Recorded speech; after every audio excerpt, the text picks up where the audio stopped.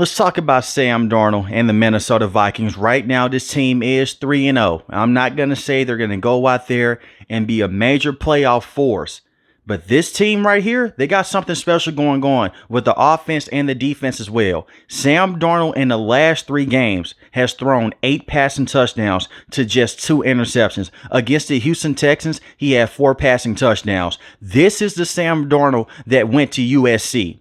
This is the Sam Darnold that was supposed to come in and was going to save the New York Jets before they ruined him at that stage of his career. This is a kid that has been around the NFL for a couple years now. He got drafted with the New York Jets in the same draft class with Baker Mayfield, Lamar Jackson, and Josh Allen and Josh Rosen, and Saquon Barkley as well. The New York Jets would ship him off to the Carolina Panthers. They'll draft Zach Wilson, another quarterback that would be a bust for them and their organization. He would go to the Carolina Panthers, and he would show a lot of talent there. But things just didn't work out. He would go to the San Francisco 49ers. He would be their backup, and now he is the starter for the Vikings. I'm not going to say that he's going to go out there every single week and throw for 4 passing touchdowns or even throw for 3 passing touchdowns. He doesn't have to. He has a supporting cast around him. This is the same big arm quarterback that showed poise and pocket presence at USC underneath a great system now with Kevin O'Connell. He finally has a great head coach that can call plays for him. Well, a good head coach that can call plays for him. He has been put into a horrible situation over and over again. With Adam Gase being his head coach, with Todd Bowles being his head coach, he never had an offensive guru to go out there and fully believe in him. Yes, he played underneath Kyle Shanahan, but he was the backup. He comes over to the Minnesota Vikings. Yes, they draft J.J. McCarthy, and that's okay. He was going to be the starter regardless. This kid is turning his career around, similar to how Geno Smith has with the Seattle Seahawks and how Baker Mayfield has with the Tampa Bay Buccaneers. But what makes this situation so interesting, he is doing this without some of his best receiving options. Jordan Addison missed today's game, and he missed last week as well. Well, some of the game last week as well against the San Francisco 49ers. He left the game early due to an ankle injury. Yes, he has Justin Jefferson, who is one of the best wide receivers in the NFL, but he is doing this without his top receiving tight end and TJ Hawkinson. Imagine how this offense is going to look and gel together with all of those weapons. Justin Jefferson, yes, give him credit, but Sam Darnold has to get that man the football. Look at how this team looked last season when Kirk Cousins went down. And they let Kirk Cousins go over to the Atlanta Falcons. They allocated more money into building out the team as a whole instead of just having a quarterback out there that was making a huge sum of money. Sam Darnold's on a 1-year deal. J.J. McCarthy is on his rookie deal. They went out there and they brought in pieces to fit this defensive system of Brian Flores. I love this for the Minnesota Vikings because we know that Kevin O'Connell can call plays. He comes from the Sean McVay tree. A couple of years ago, when they made the NFL playoffs, they had a terrible defensive coordinator and Coach Ed. They lost to the New York Giants in the wild card round. That should have not been that case. They lost to a lot of teams that season because their defense was bad. We see them now. Let's just say Sam Darnold does have an off week. Look at what this defense just did to CJ and the Houston Texans. Granted, they were without Joe Mixon, yes, but CJ is still one of the best quarterbacks in the NFL. Brian Flores has always been a very good defensive mind. He's always been in that regard. CJ today threw 2 interceptions and was sacked 4 times.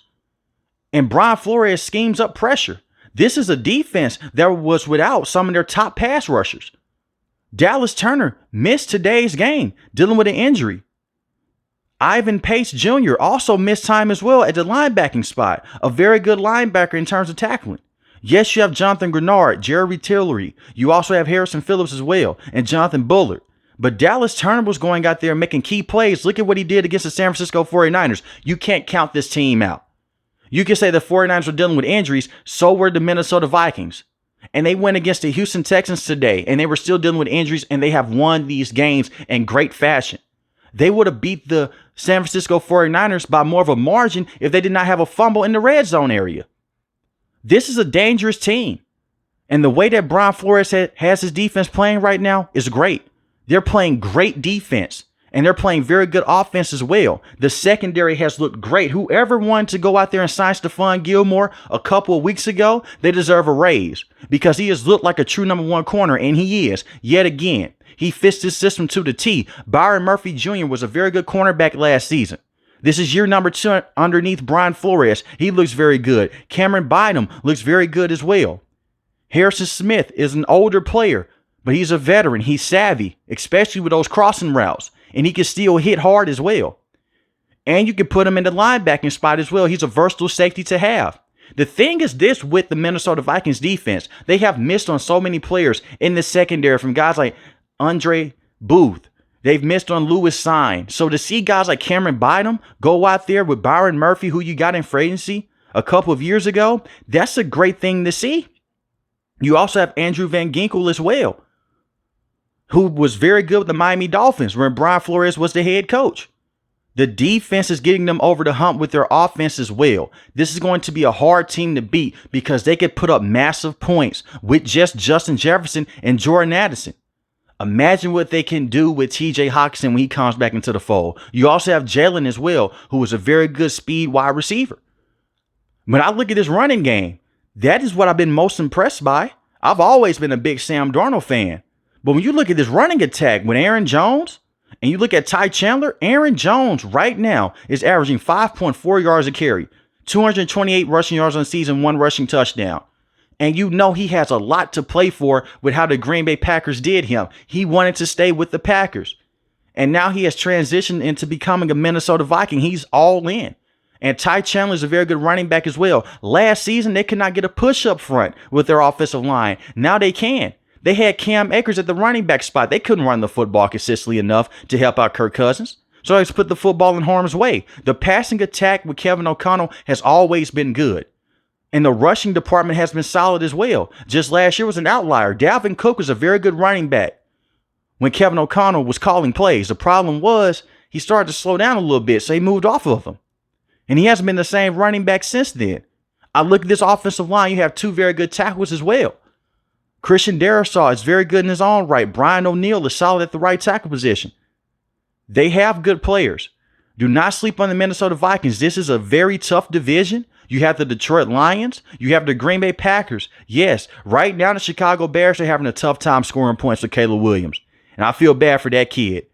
But it works into the favor of the Minnesota Vikings. I am just happy to see Sam Darnold finally go out there and get his chance. Even if it is just for a couple weeks, he looks good. But I do believe that he can be consistent with the weapons that he has. Because guys are going to always be open.